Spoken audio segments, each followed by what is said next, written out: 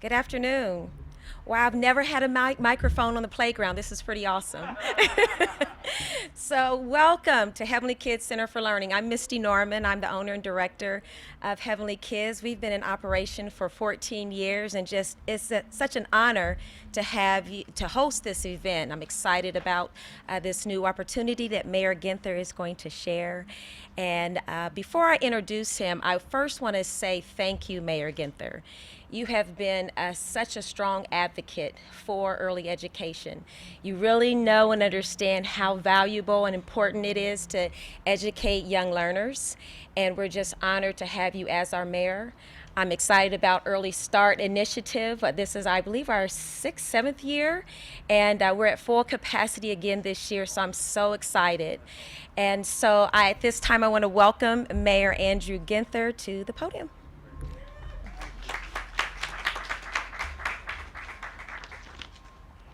Well, it's great to be back here, Missy, with you and your team, the great little ones here. We were just here, about a month or two ago with Secretary Becerra, Congresswoman Beatty, to talk about the families plan that we're still working on, but we've made some great headway. And part of the excitement here today is some of the great work and leadership. I want to we wouldn't be here today if it weren't for President Biden, Senator Sherrod Brown, Congresswoman Beatty, and Republican mayors and governors. Some of the Republicans in D.C. hadn't gotten the talking points yet, but there were Republican mayors and governors that made the American Rescue Plan bipartisan and overwhelming support that's making a huge difference in communities around the country.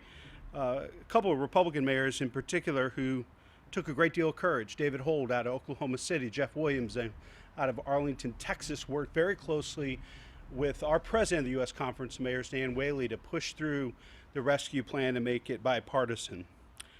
We want to make sure that our recovery here in Columbus is different than the recovery that took place after the Great Recession. We have a prosperity agenda, and I'm so excited today that we have economic development leaders, advocates, outstanding, five-star rated providers, because we really want to make sure that as we come out of this pandemic, that we have a dynamic, inclusive recovery where everyone is part of our prosperity agenda. As you all are very much aware, the COVID-19 pandemic continues to persist throughout our community and the broader world, impacting individuals and families in uneven and far too many cases distressing ways. We see its effects in economic upheaval and uncertainty, unemployment, violent crime, and challenges surrounding childcare, education, and the overall health and well-being of our children and loved ones. The issue is particularly important when you acknowledge the outsized role that high-quality, reliable childcare, or lack thereof, can have in family balancing multiple demands and struggling to make ends meet. Consider the realities stemming from the past 19 months. Job losses, furloughs, reduced hours, and on top of that, the demands of virtual classroom instruction. Having children in the home all day, every day, while trying to work remotely, search for new employment, or weigh the feasibility of a second job to pay for household expenses. Fortunately, our children are back in the classroom now, but not all of them are old enough or ready to be enrolled in an academic setting. And some families need access to childcare to cover the early morning and evening hours when they're still at work, but schools are not in session. These challenges are compounded by the unfortunate reality that many childcare centers lack adequate staffing to meet demand. They have the same challenges with labor right now that so many private sector and larger employers are having as well. They're struggling to hire enough teachers and increase enrollment capacity. According to the Ohio Association of Child Care Providers, 76% of Ohio child care centers currently have openings to hire new staff, while 61% have either closed or reduced classroom sizes due to personnel shortages. At the same time, women have been uniquely affected by the various demands associated with working and raising children during a global pandemic. 1.8 million women in the United States have left the workforce during the pandemic. Think about that. 1.8 million women. Part of our equity agenda is ensuring that residents have access to jobs and childcare. We must do all that we can to alleviate the pressure squeezing the system and holding our households and our economy back by helping childcare professionals and women returning to the workforce, providing much needed relief for working families, and empowering them with financial resources to better afford childcare costs. Through the work of the Recovery and Resiliency Committee and through the county's Rise Together blueprint for ending poverty, we have come up with initial investments to help struggling families find childcare, return to work, and help our economy grow. I'm pleased to announce that today the city is devoting $3.5 million from the American Rescue Plan for new initiatives to support and expand access to safe, reliable childcare here in our community. We will start by addressing capacity in the industry, funding 5 $100,000 signing bonuses to help childcare centers like this great center right here under Misty's leadership recruit new teachers. Affordability is another central challenge, and that's why the city is dedicating $2.5 million to create 250 scholarships, up to $10,000 each, for low-income families earning too much to qualify for state child care subsidies. These scholarships will help families who are above the poverty line but still living paycheck to paycheck afford child care so they can continue or return to work. To increase awareness about these funds and employment opportunities in the child care sector, we're investing in marketing efforts to assist recruitment for new staff in what is currently a very lean and competitive labor market. Right, Kenny? We're pleased to be collaborating with effective and established community partners like Action for Children. Eric, thank you for your continued partnership to disperse these funds and help get child care centers and working families back firmly on their feet. I think one of the most important things today that we're trying to communicate, and that's why we have so many partners here, not only is providing access to affordable, high-quality child care important to the equity agenda and the prosperity blueprint for the county, it's holding us back economically. If we don't provide, we can't reach our full potential from an economic standpoint and from our prosperity agenda unless we're investing significant resources into high quality, affordable child care. And if we really want to have that dynamic, inclusive recovery, care and our teachers have to be our top priority. I'm so pleased to introduce one of our great advocates for this work, our chair of the Finance Committee on City Council, the Education Committee, an incredible advocate for children and families in our community. Please welcome President Pro Tem Liz Brown.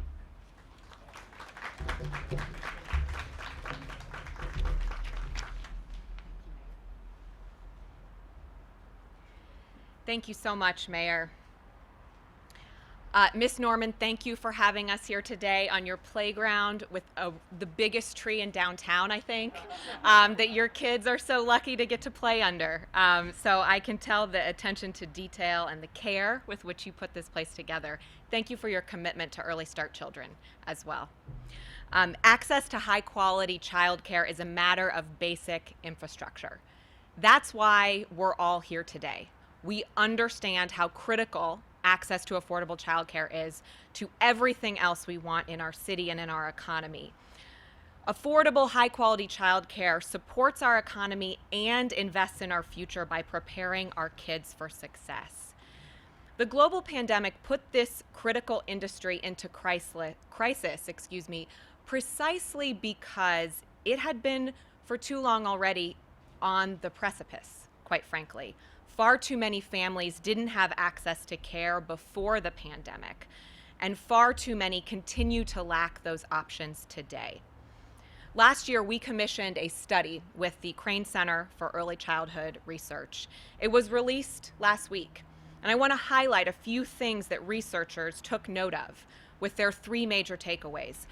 First of all, enrollment in early childhood education programs in our county lags by about 10 percentage points the national average. Secondly, there are quality programs in Franklin County, like where you're sitting right now, but too many families cannot access them due to barriers like proximity, affordability, and simple inability to navigate a confusing and patchwork system at times. And third, children enrolled in care outside the home do have distinct daily experiences that are key to their early learning and development. And I think that really goes to show in our Early Start program, where we see 85% of children ready for kindergarten when they walk into those big doors, big front doors of their school buildings. Whereas on average in our county, it's more like 40%. So we know how critical this is for kids. And knowing all this, the city has prioritized things like Early Start Columbus, support for credentialing early educators, direct grants to early childhood providers, all before the pandemic. And now, today, these vital investments are part of that story. We know that access to quality early learning opportunities significantly improves literacy, language, and math skills. Children who reach kindergarten academically ready are more likely to succeed in later schooling, which helps set them up for success throughout their lives. The quality of a child's education, no matter their age, starts with their teacher. And that's what Mayor Ginther just highlighted. Our Crane Center study highlighted that approximately 2/3 of parents wouldn't enroll their child in a new neighborhood early learning center if they didn't perceive that the teachers were friendly and experienced. Parents viewed quality care as a low turnover rate for teachers, low student-teacher ratios in the classroom, qualified and credentialed teachers, and teachers who were welcoming and attentive to their child. We ask so much of teachers. But in Ohio, average pay for a child care educator is less than $11 an hour. Low wages lead to those high turnover rates, which really get in the way of child success. The losses of women in which Mayor Ginther cited, the losses of women in our economy not only mean that families are facing more childcare pressures, but they also really affect this childcare industry. 94% of the childcare industry is staffed by women. It's a female-dominated industry. So the investments that we're making here today to help teachers get into centers to help providers provide that security for them are so critical for solving this child care puzzle that we must attack. A child care provider recently kind of broke down the quandary of the ECE system to me. And he said, and I'm going to paraphrase a bit here, but there are 3 legs of the stool. This probably really resonates with you, Ms. Norman. There's parents, teachers, and providers. So a reasonable cost for parents, right? That's one leg. Wages and professionalism of teachers. And then that 3rd leg is a bottom line for providers that allows them to stay in the black and keep their doors open. We've all been told for so many years that basically this stool can't have 3 legs. If we want to make it affordable for parents and for providers to keep their doors open, well, we've got to sacrifice teacher pay, right? We can't pay teachers what they deserve. If we want to pay teachers what they deserve and keep center doors open, parents will just have to pay fancy private school level tuition. Okay, so to pay teachers and also keep childcare affordable, which is, by the way, HHS defines as 7% of a family's income. Well, if we want to do all that, then providers would just have to close their doors because those numbers don't pencil.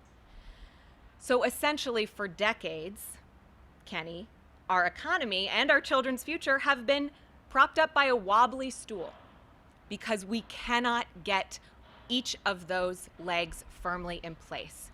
By investing in teachers today, we are addressing each leg of that stool. As we work to level the playing field for every family in our city, we must prioritize investments to sustain a high-quality, affordable, and equitable early learning landscape that all families can access. We are taking a step forward today in doing just that, and we know there is so much work ahead. I am really pleased to be a partner in that work with not only Franklin County, but with a commissioner in particular who understands the needs of families in our county and is a champion of those efforts and has a record of championing those efforts. I'd like to introduce Commissioner Erica Crawley.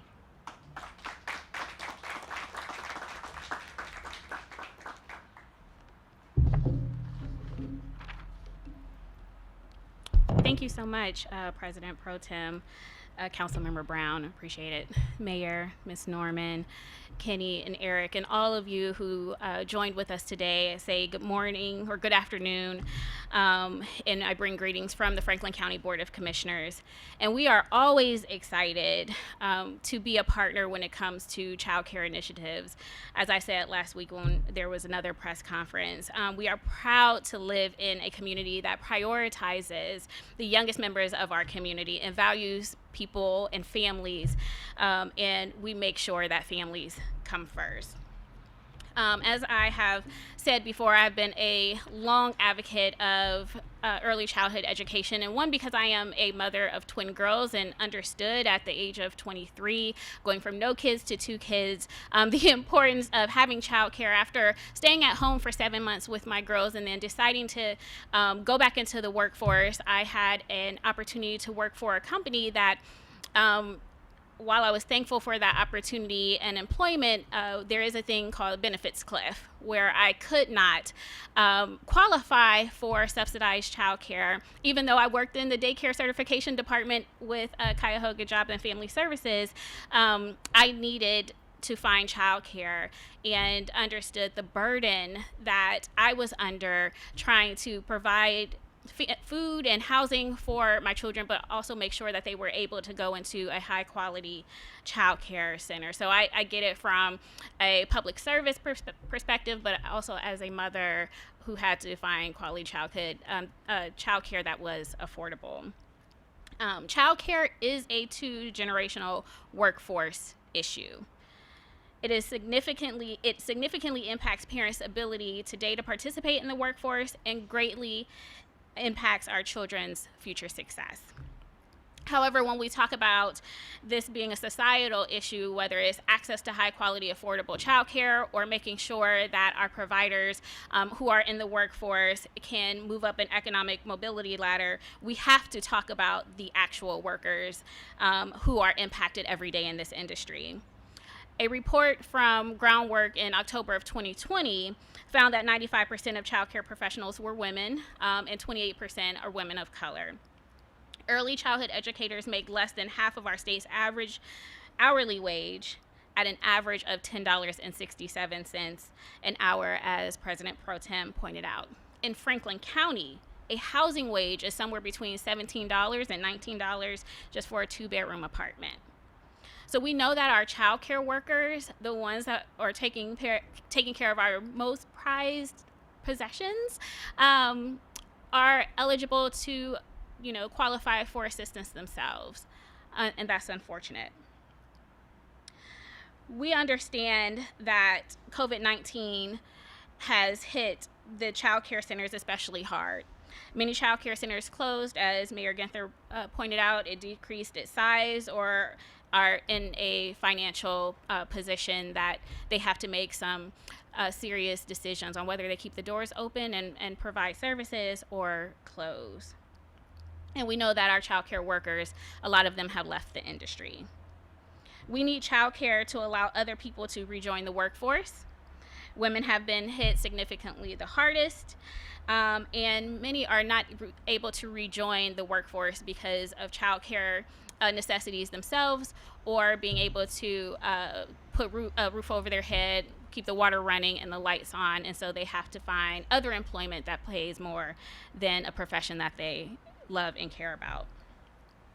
We know that the work of our child care staff is vital to the well-being of our children. And I'm not going to repeat all of the important and positive impacts that Councilwoman Brown pointed out when it comes to our child care staff and their ability to develop that social bond with our children that lasts a lifetime. We know the investment that it makes for our children.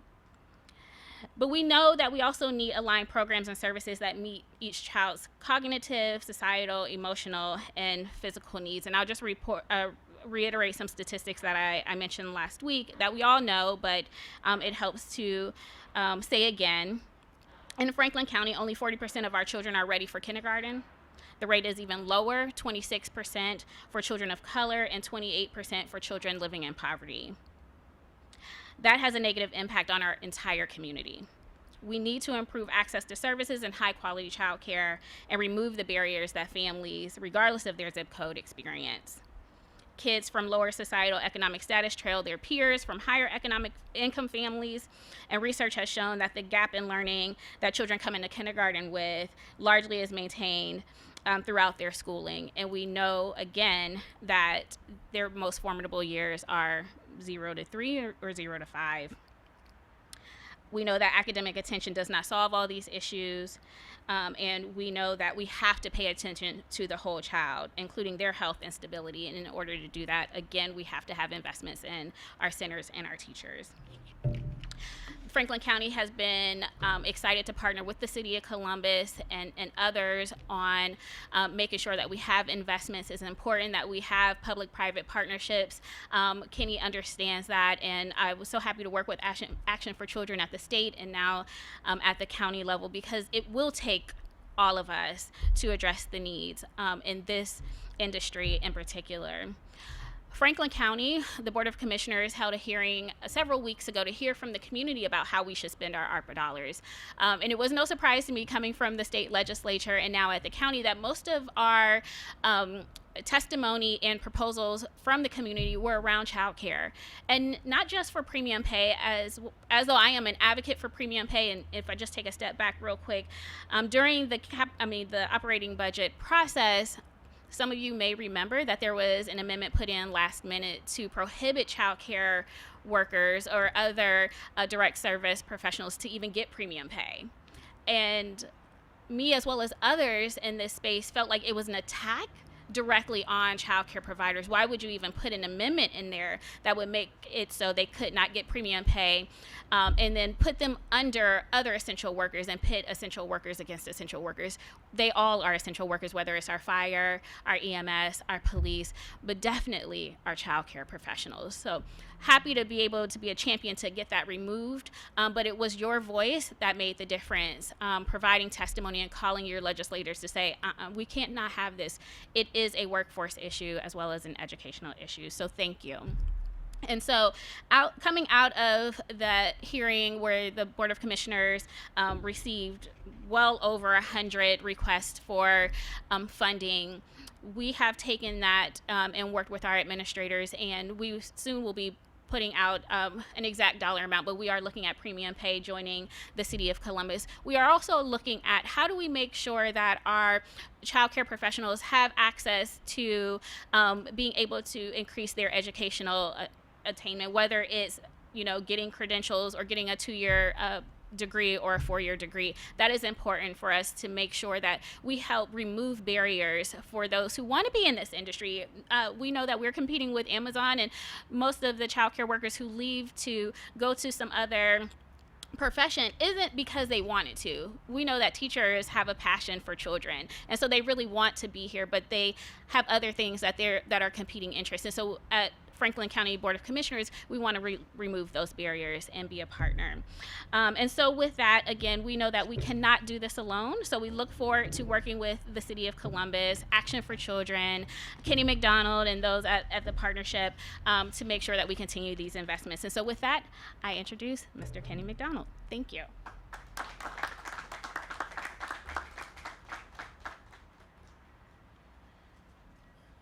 Well, first of all, I want to say 14 years as a small business owner, Misty. Congratulations. You could have picked it. You couldn't have picked a more impactful business, but not an easy one, which is one of the reasons we're here today. So congratulations on 14 years. Mayor, we applaud your bold, creative, and honestly very rational investment in this space. We often talk about investing in the workforce, and we don't talk enough about the investments we got to make in the workforce that enables that workforce. Those essential workers that must show up every day so that we can open our restaurants, click on Amazon and know that the logistics workers are there to actually deliver on that promise, that keep our manufacturing plants open. And whether you're working from home or you're working in a physical job, these investments will enable that and make that a little easier, at least in the short term. And I will also applaud Commissioner Crowley and President Pro Tem Brown's comments. The stats that they shared were, they should alarm us. I'll just add a couple of them to reinforce the point that 2 out of 5 families lived in a childcare desert prior to the pandemic. As we all know, the pandemic has actually accelerated a lot of these issues for not only families, but all of our employers who are counting on people to show up or at least be on screen. And if these issues aren't taken care of, we're just having a very difficult time fielding that workforce that is going to allow us to recover and to build the kind of economy that we want here. 90% of parents say that having full-time child care is the number one issue in getting them to return to work, which is why I say this is a perfectly rational investment and one that we applaud across the community. And then I'll just say it because I don't think we can reinforce it enough that working women have been hit the hardest, and in particular our minority females have been taken out of the workplace through this pandemic at staggering numbers. And it's worthwhile for us to constantly be working on ways that we can actually enable that to be reversed. In fact, to enable that so that we have a much different future going forward. And I'll just end with our vision, which is to have the most prosperous region, city in the country. And what that means is doing things differently. And it means addressing all legs of the stool that allow us to actually deliver on that promise, and not just build an inclusive economy, but one that works and allows us to move forward more quickly. Now, I want to take a moment to introduce Dr. Karolak from Action for Children, who has far better stats than I would ever have, because he's at this every day. Thank you for your leadership in the community, and again, congratulations on these bold moves, Mayor, and thank you, Misty, for hosting us here today.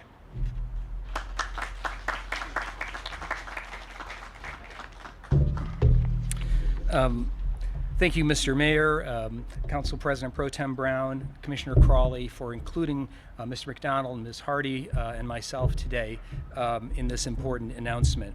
My name is Eric Karolak. I'm the CEO of Action for Children, but really I'm here on behalf of a group of people, of experts who came together to provide a menu of recommendations to the city and to local government about how best to address the current crisis in childcare.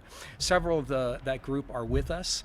Dr. Gina Ginn from Columbus Early Learning Centers, Becky Simonillo from the YMCA. We began with child care providers because their lived experience is what matters most. They connect with families, they connect with the workforce, and it's the variety of their experience, over 1,200 licensed child care providers in our region, that defines the challenge that our community faces relative to childcare. The recommendations we put forward, we hope these are the first of several actions to come from them, are not only what childcare providers told us, but also what we learned from working with experts at the state and national level in other jurisdictions as they grappled with how to best use American Rescue Plan dollars, and also data that we have about our community to help us understand what are the specific needs locally. Staffing has been a tough challenge in the childcare industry for years. This is not a new thing. But the pandemic has made things much worse. It's escalated to a crisis of truly epic proportions. Without enough staff, childcare programs, no matter how good, childcare programs will have to turn away families, children. And when they do that, that leaves working parents, and especially moms, without the care they need to be able to go to work. They're simply not able to work in the same degree that they would be with childcare. And that threatens our business economy. That's it in a nutshell. As early as March this year, data that Action for Children has curated showed that more than a third of regional child care centers were insufficiently staffed, and we estimated that 1,000 vacancies were available in the field already back then. Labor costs in a child care center account for 60 to typically a higher number, about 80% of total costs, and that means that, and more than half of Columbus area centers are also not bringing in the revenue to be able to cover their expenses. And those things together, on top of a business model that even in the best of times left only razor-thin margins to operate, means that we are really at an unprecedented moment. Misty, you know that. Thank you for letting us come during this busy day for you to focus our community's attention on it. So childcare providers aren't able to offer the benefits, the signing bonuses that other employers can in this crisis to keep pace, and they're pressured to increase tuition. Our data showed that half of childcare providers in our region have or are considering tuition increases, and that'll affect all families. While the state makes available publicly funded childcare subsidies, and thank you, Commissioner, formerly Representative Crawley, for helping move that income eligibility needle a bit earlier this year, there's just not enough, those subsidies are just too poor to afford sufficient access. In fact, Ohio is 43rd in the nation by one measure of childcare access. We're just this year, thank you, available to be ahead of Alabama, but still trailing Michigan. And that means we have to act locally. Our local leaders understand that lost opportunity for children and working parents today means poorer outcomes for schools, for businesses and communities today and tomorrow. The vital work of childcare is brain building. In other businesses, you can have customers wait a little longer. You can extend the line at the counter. Children can't wait. We can't extend that line. If we're to meet the promise of today, to be an opportunity city, if we're to address the equity challenges our community faces, we can't ask children and childcare providers to shoulder the burden that all of us should be sharing. Action for Children is excited to partner with local government in taking these rescue plan steps to help child care providers and more working families make a firm recovery. And we look forward to the future that these investments are going to afford. Thank you. Mrs. Hardy.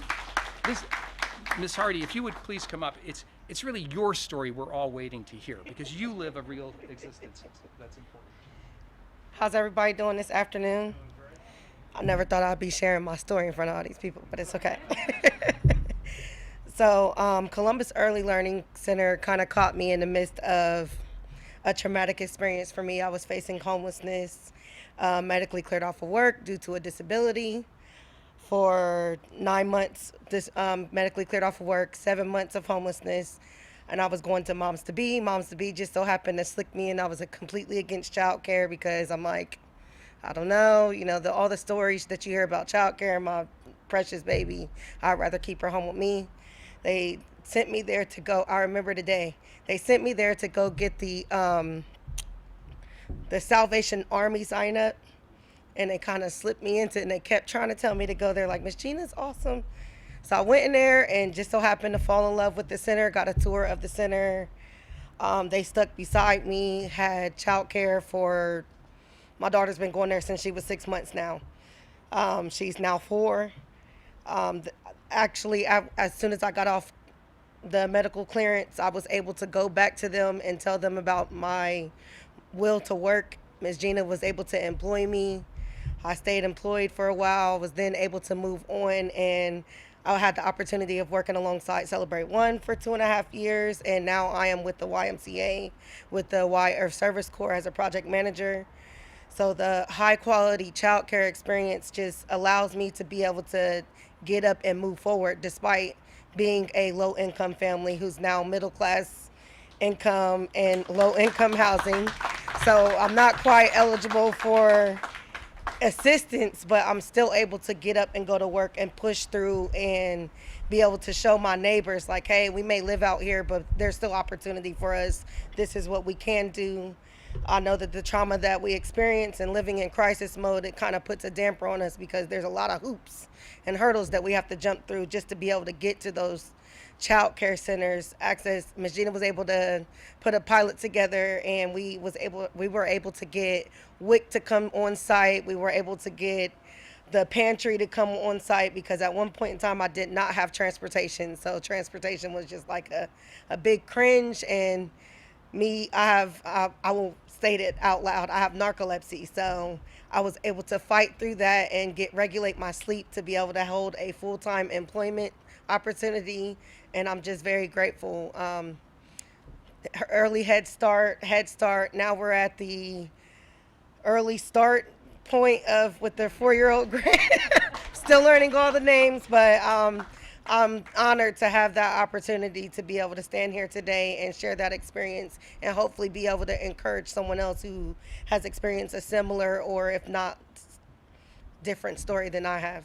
Thank you all for being here.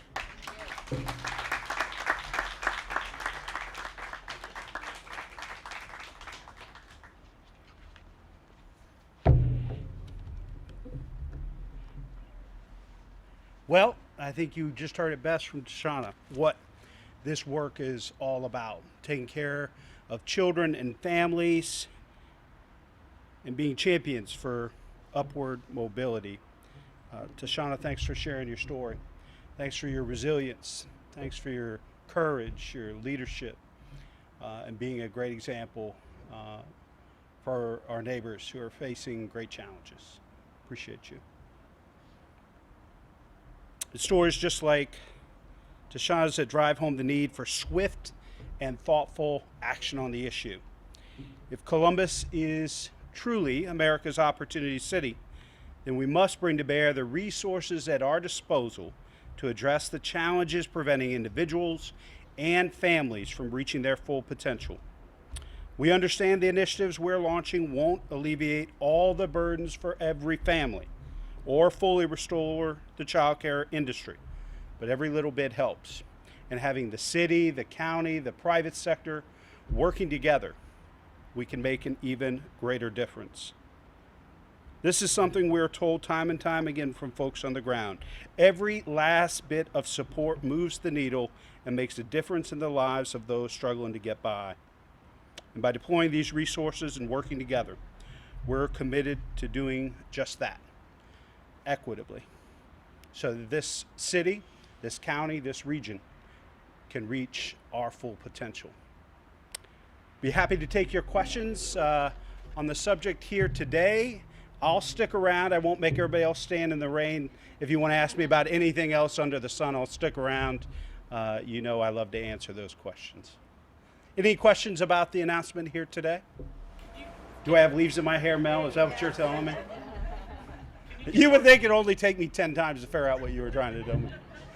Mayor, can you be more specific about just the signing bonuses and just how some money is going to be available to people here? Yeah, so this is really going to go to our centers to help with signing bonuses and also subsidies to families who may not be eligible for Title 20 or publicly funded child care, but are making just enough above that, but desperately need child care. You know, Tashana told a great story there. As you start to earn more and grow in your career, that benefits cliff is real. You make just a little bit too much and all those resources go away when you need them the most, when you're on the move with your career and your company, your employer is counting on you. And so those are the two major places that these resources will go into. Child care providers, workers, and then families who are in need of child care to get back to work for our companies. Tuition go through the center, or is that going to be distributed through the city? How is the tuition going to work? I think the tuition, Matt, that'll go through the centers. Is that correct? Yeah. So the resources for the rescue plan will go directly to centers and to leaders like Misty that we work with throughout the community. I'm sure we're going to get the question, how soon can people start applying for these? Our hope, we'll have council legislative action. Is it on your agenda for this evening, council member? Early start dollars are, but not ARPA dollars. Okay. So soon, very soon. And folks will be able to go to the city website to learn more information. And I know we're going to be working with Missy and her colleagues throughout the system to get information directly out to parents as well. Yes, sir. Can other organizations, just nonprofit organizations, community centers, service youth and family apply for those funds? So if I understand the question, if they aren't currently partnering with the city with Early Start, are they going to be eligible for some of the resources? I think yes, right, Matt? I mean, as long as they meet these two criteria, either if they're a provider and wanting their staff to be able to receive these bonuses, but also parents who make too much to be eligible for publicly funded child care, these resources will help them provide that child care for their kids. Okay. One more question. Yeah. Do you think that the public will be understanding or receptacle to the new initiative? I think so. And one of the reasons we wanted not just to have high quality providers here and public advocates, but the business community, because I know the biggest challenge right now for most of our employers, public, private, nonprofit, higher ed, is labor and the labor shortage that's out there. And we said bottom line what the issue was. 1.8 million women in America came out of the workforce and they haven't returned. And this is one of the major barriers for women, particularly women of color in this community. And this is going to go a long way towards addressing that. It's going to help our economy grow more and more, put more people to work, and make our community stronger. I'll stick around if you have questions about anything else. Thanks again, Misty, for hosting us here today. Appreciate you.